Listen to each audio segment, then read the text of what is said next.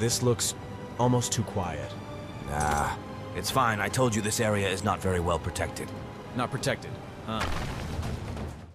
Have you ever imagined which game would be great to bring into VR? Where you could perform all sorts of crazy moves, combined with good action and, of course, decent graphics.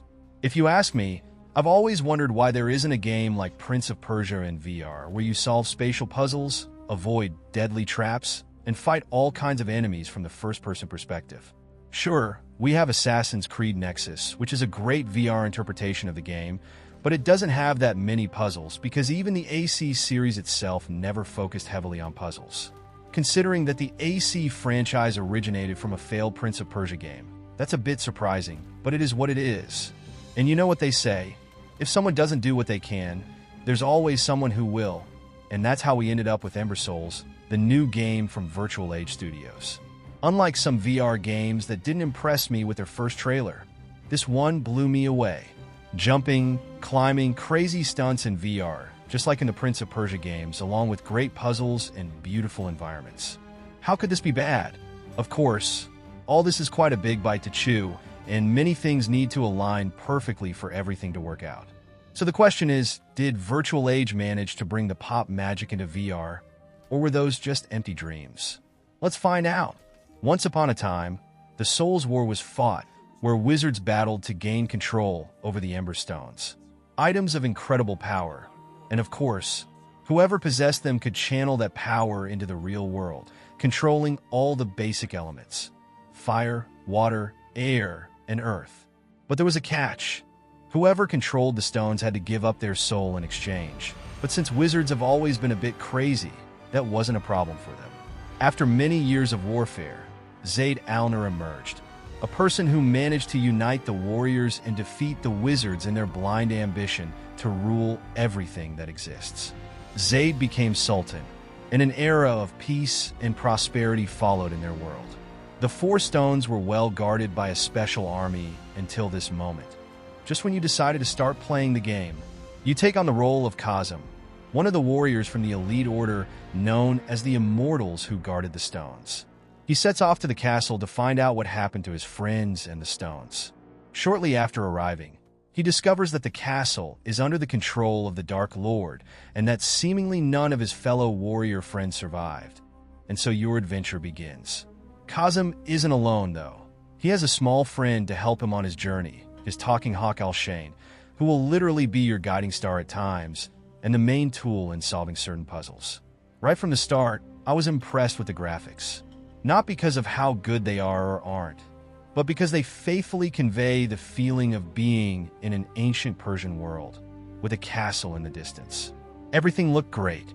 Given that the inspiration was drawn from the Prince of Persia titles, it's nice to see that the dev team put a lot of effort into the appearance of the castle, rooms, courtyards, and so on. Everything looks so convincing, even the books you'll come across and the crumpled carpets on the floor. Oh, this detail really stood out to me because it reminded me of The Last of Us for some reason. Okay, the carpet can't be moved while on the floor here, but it's nice to see those details of a hastily abandoned castle with chaos left behind. As I said, I liked the start a lot, but I didn't know to what extent the game would push the Prince of Persia mechanics, what was borrowed and what was original. Of course, every aspect of the game is original because everything was done in VR, except for the inspiration. If the borrowed inspiration is well executed, then there's nothing to worry about, right? The best thing is that it's brilliantly executed here. All the ideas related to solving environmental puzzles and reaching the goal. The best thing is that the game isn't just about puzzles and solving them, but also features excellent combat and a pretty solid RPG system. At the beginning, the game introduces you to several basic mechanics. Like in all hack and slash VR games, you'll have two weapons you can carry and a bow. Right from the beginning, it becomes clear that your weapons aren't just for fighting, but also for solving certain puzzles. Opening pathways, breaking barriers, and later more complicated tasks in combination with the Ember Stones you find showcase the wonderful mechanics and puzzles this game offers. Combat is okay, but I must admit that my coordination with virtual swords has never been great. Over time, I got used to the mechanics, but as I mentioned, it took a while. The mechanics are similar to other games. Since you have two weapons, It's up to you to follow the enemy's attacks and block their strikes while looking for an opening to counterattack. The thing is, you'll often face more than one enemy at a time, and you need to use everything the game provides to defeat them. At the beginning, you won't have much to use other than these basic weapons. However, as you progress through the game and learn the parkour mechanics, which are simply fantastic, your ability to navigate the space will improve. You'll be able to perform real acrobatics if you feel comfortable doing them in VR, climb walls and trees to avoid enemies, and find the most cunning and crazy ways to defeat them. The combination of all these mechanics is well executed and only gets better as you continue. Right at the beginning, you'll find an Ember stone that grants you certain powers. Initially, these will be focused on solving puzzles and navigating the levels. A virtual lasso will let you avoid attacks by quickly climbing up a tree or other object, where you can wait for the right moment to jump back into the fight. Later, you'll gain the ability to push back enemies if multiple ones attack you at once, kind of like a force push in Star Wars games. While these powers will make combat easier, they're practically designed for puzzle solving. At first, you'll get some tips here and there on how to solve certain puzzles, but as time goes on and you gain new powers, everything will be up to you. You'll need to survey the entire level, see where your goal is, and plan a path to get there. The good thing is there are always a few variables to consider. No environmental puzzle is so simple that you just click one button to solve it. It's usually a combination of several things, which is really nice to see. Imagine a VR puzzle game in a 3D environment where you are the object that needs to reach the goal. But instead of a simple click, you use your hands, feet, climbing skills, observation of details, and so on. Solving traps won't require just you. At times, you'll need to use the powers of your hawk companion. With a simple gesture, like playing a tune with your hand, he'll come to you, perch on your arm, and you'll be able to see the whole room from the hawk's perspective. This lets you see the clues needed to solve certain puzzles and follow them. Besides that, the palace you're in is full of traps, another nod to the Prince of Persia game. Kazum will have the ability to dash, to practically fly over some traps, but for more complex ones, you'll need good coordination. Some traps will kill you on first contact, while others will require 2 hits to take you down. However, the good thing is that checkpoints are quite generous, so you won't have to backtrack much if you lose a life. When you start the game, you can transition from one level to another without any interruptions. Literally, all levels are connected, with 15 in total spread across 3 different environments. Still, at the start of each level, you'll have the option to go to your virtual palace. Here, you can buy additional equipment and upgrade your character. The game features an XP system and economy. By killing enemies, you'll earn XP and money, which can later be used for better swords, daggers, bows and arrows, helmets, and so on.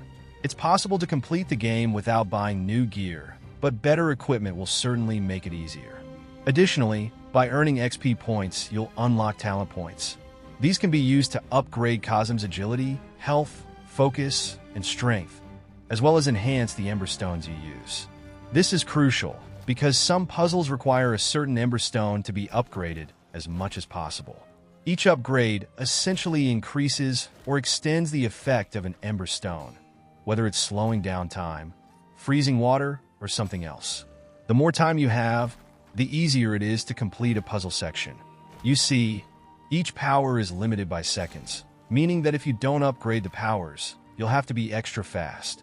But in this game, speed isn't defined by pressing buttons like in other flat games, but by your own agility and the speed of your movements in reality, which translates into the VR environment. Personally, I found this incredibly satisfying, and it pushed me to be as agile as possible, moving my whole body to navigate the levels. I must admit, I didn't feel this way at first and was quite stiff. However, one facilitating aspect of the parkour mechanics, jumping from one place to another, grabbing onto walls, sliding down flags like a medieval special forces operative, is that time slows down slightly after a jump and when you get close to an object that you need to grab. This partially makes it easier, but still requires a lot of movement to get through the game. I always rate a game by how much I get lost in it, and while playing Ember Souls, I hit the wall a few times, wave my hands around, and knock things off the table, so yeah, it pulls you in pretty well. Here and there, I encountered some bugs, mostly falling through or passing through certain walls when I try to brute force a jump. But other than that, I had no major issues. It was smooth sailing from start to finish. The best part is that the game, as I said, really immerses you to the point where you forget where you are and what you're doing in real life. Some puzzles will definitely keep you in a room for about 10 minutes while you figure out their solution. And I have to admit that besides the okay combat and everything else, the mental and physical puzzles were my favorite part of this game. So in the end, Ember Souls did not disappoint. I was told that the bugs I encountered will be fixed on release day. So I'm not too worried, because this is the only true Prince of Persia experience we currently have in VR. And it's simply fantastic. Master, the Sultan knows we are coming and has activated the palace traps. There are also corrupted immortals all over the palace. We will have to go through the throne room first if we want to reach the courtyard.